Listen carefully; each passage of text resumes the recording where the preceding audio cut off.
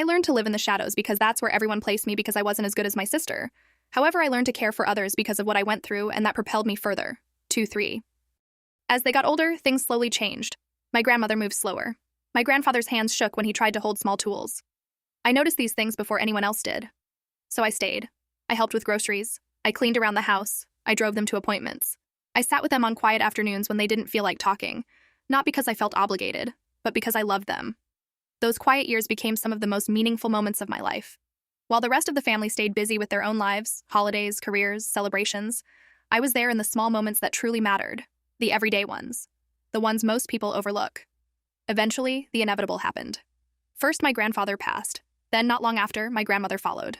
Losing them felt like losing the only place in the world where I had ever been fully seen. For weeks afterward, everything felt hollow. Their house, their chairs, the garden my grandfather used to tend.